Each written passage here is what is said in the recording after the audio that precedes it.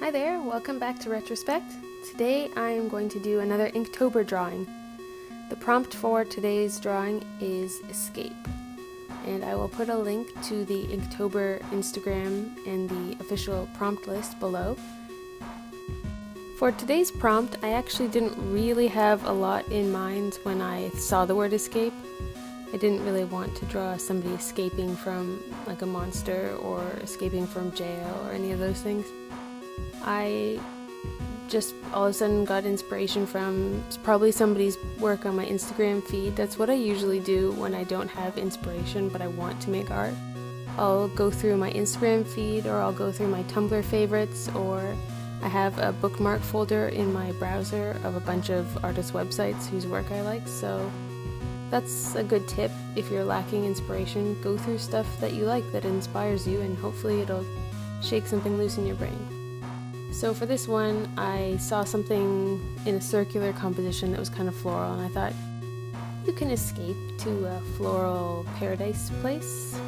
Yeah, I know that's kind of a loose inspiration point, but Inktober is not about making a complete, well thought out piece. It's about practice, it's about just trying something new and making art every day. So I went with it. And I'm just drawing some flowers. These are anemones because I like them and because I like drawing them. The center of them is really fun. And they have nice curly petals. Or, well, they're curvy petals.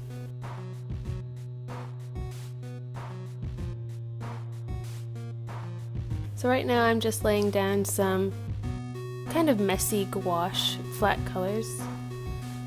I'm not being too careful or precise with how I apply them, not really paying attention to form or shape, because again, I just want that really loose, sketchy look, and I am planning on going over everything in the end with ink, so I'll use the ink to define a lot of my shapes after that. Now I'm going to do a little movie review of the movie The Girl on the Train. I saw this movie last weekend, and I had read the book a couple days before going to see it. So the whole plot was very fresh in my mind, and it was easy to make comparisons between the two.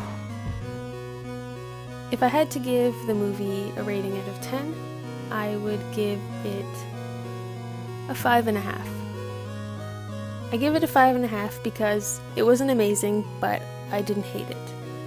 It's kind of damning with faint praise, but to be honest, it was a little forgettable, and the premise wasn't unique and engaging enough to really carry the movie. Because when you think about it, it was a pretty simple murder plot, and the only real gimmick was the unreliable narrator's inability to remember what actually happened.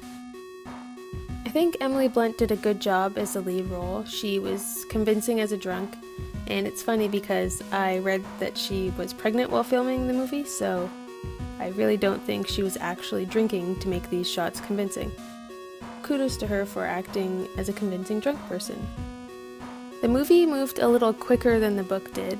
I mean, that's probably going to happen with most books when they are translated to movies. You have to cut out some scenes that aren't crucial to the plot, and you have to really winnow out a lot of internal dialogue that you can't communicate in acting.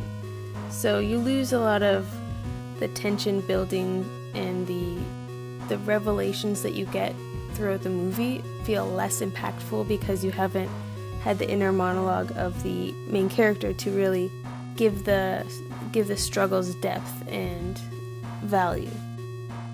But, you know, it was exciting to watch, though it did have a lot of slow, quiet moments. They're trying to make it a bit pensive, a bit reflective, lots of staring out of windows at murky Connecticut landscapes. Well, that was another thing. The book is set in England, but they've Americanized it, except for Emily Blunt. Emily Blunt is well known enough that they let her keep her British accent, I guess. Everyone else was American. Which, you know, it was fine, it worked. The Connecticut culture that they set the movie in seemed to fit really well with the same culture that they used in England, so this switch made sense. Overall, I prefer the book to the movie. If you're interested in seeing this movie, I would say maybe hold off paying the $15 to see it in a theater and wait till it comes online on some sort of streaming service. It's a better movie for, I would say, for watching while you're painting or doing something else.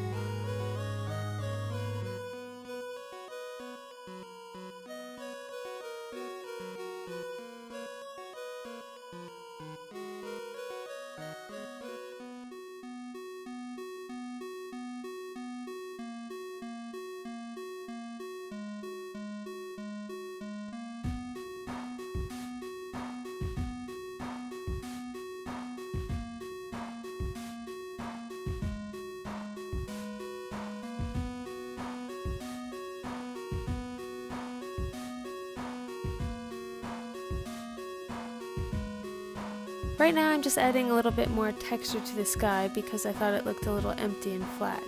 And that will pretty much wrap up the painting aspect. Now I'm going to take this adhesive remover thing and peel off the frisket that I laid down. Frisket, which is also called masking fluid, is pretty much like a liquid form of masking tape. It's really good for masking out areas that you want to be white, or like I've done, and putting a nice clean outline. And now I'm just taking an X-Acto blade to clean up one little messy spot. Sometimes it works on thicker paper and sometimes you'll just erode the paper. So you have to be kind of careful with how you use that technique. And that pretty much wraps up this video. I hope you guys enjoyed it. If you want to see more from me, please subscribe. And if you like this one, give it a thumbs up.